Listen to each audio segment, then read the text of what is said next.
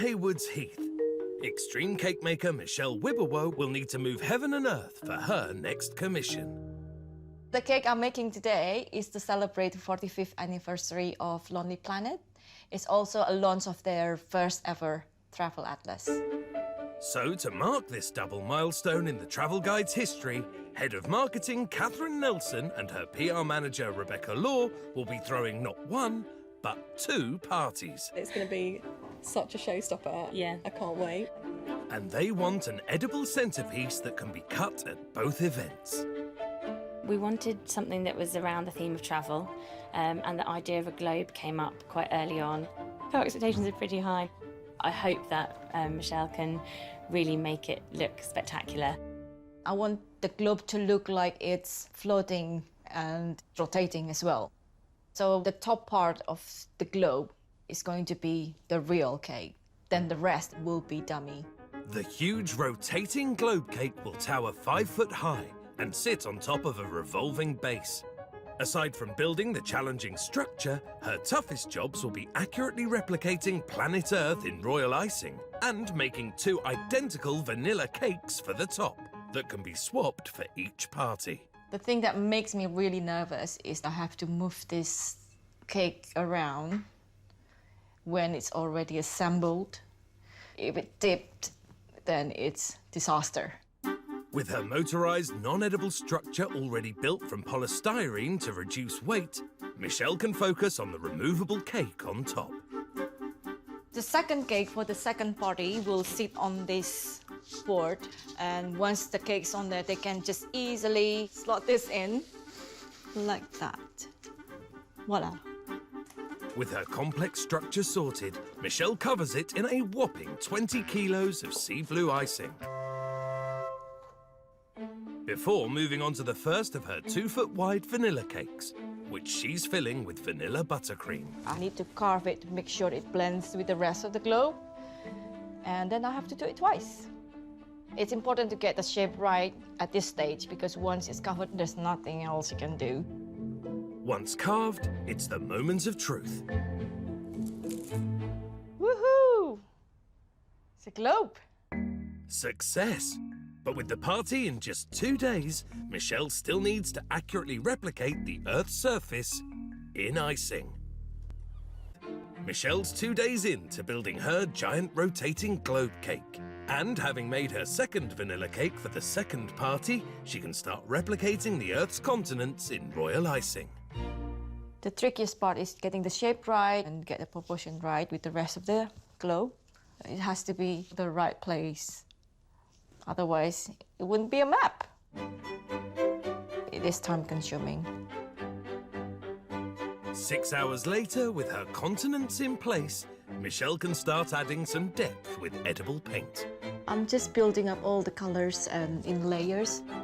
It has to look accurate. There can't be snow in Sahara, for example, so everything has to have the right color, right place. Otherwise, it wouldn't make any sense at all. I'm painting United Kingdom.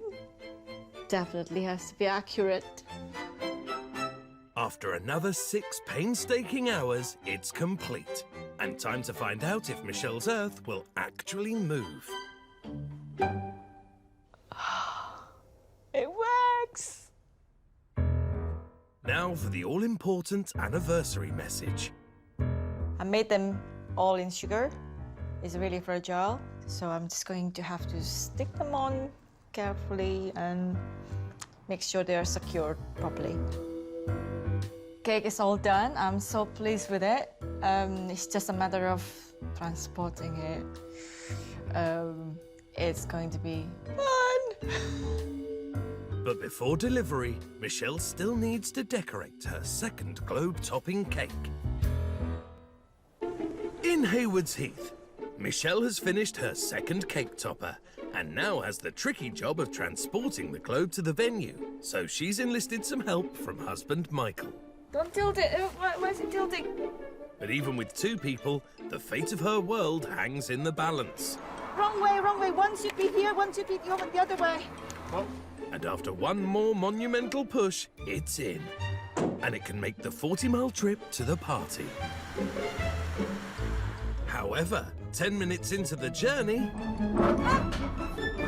disaster. No. Oh, no.